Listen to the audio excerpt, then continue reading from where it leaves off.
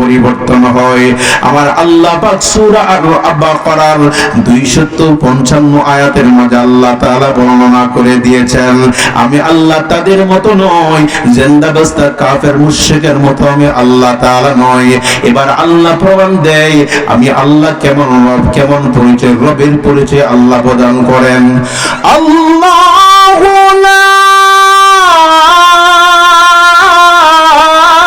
ইলাহা ইল্লা হুয়াল হাইয়ুল কাইয়্যুম।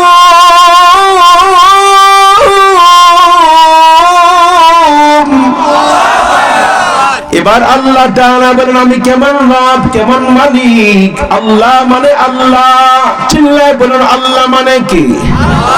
লা ইলাহা ইল্লাহু। আল্লাহ বলে বান্দা আমি আল্লাহ ছাড়া কেউ নাই। লা লাইনু ফি জিনস। আল্লাহ পাক বলেন বান্দা তুমি যা দেখো, যা করো, সব কিছু দেখতে ওয়ালা, করনে ওয়ালা, কবুল করনে ওয়ালার মালিক। চিল্লায় বলুন না কি?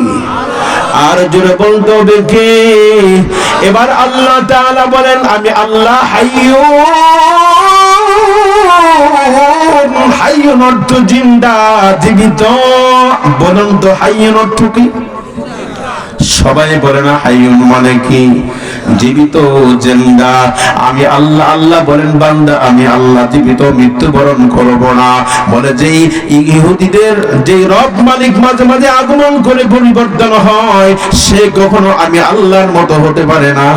সুতরাং আমি আল্লাহর মতো কেউ হতে পারে না। আমি আল্লাহ কখনো মৃত্যুবরণ করব না। তাহলে মুসলমানের রব কখনো পরিবর্তন হয় না। কথা বলুন ঠিক না বেঠিক? আল্লাহু লা ইলাহা ইল্লা হুয়াল হাইয়ুল কাইয়্যুম।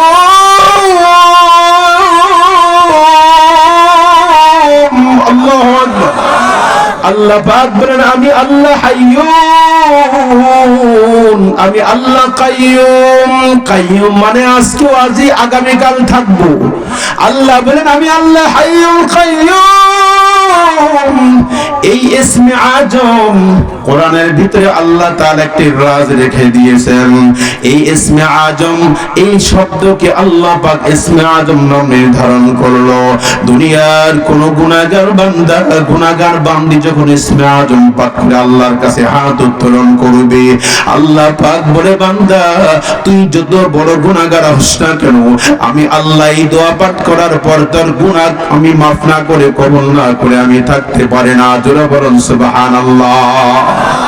এটা হলো কোরআন শরীফের ভিতরে ইসমে আজম। জোরে বলুন তো এর ভিতরে এটার নাম কি?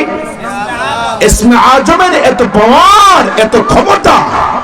বলে যেই বান্দা বান্দি ইসমে আজম পাঠ করবে, আল্লাহর কাছে দোয়া প্রার্থনা করবে, আল্লাহ পাক সাথে সাথে তার গুনাহগুলি মাফ করে তাকে আল্লাহ তাআলা জান্নাতের ছায়া দান করেন। জোরে বলুন সুবহানাল্লাহ।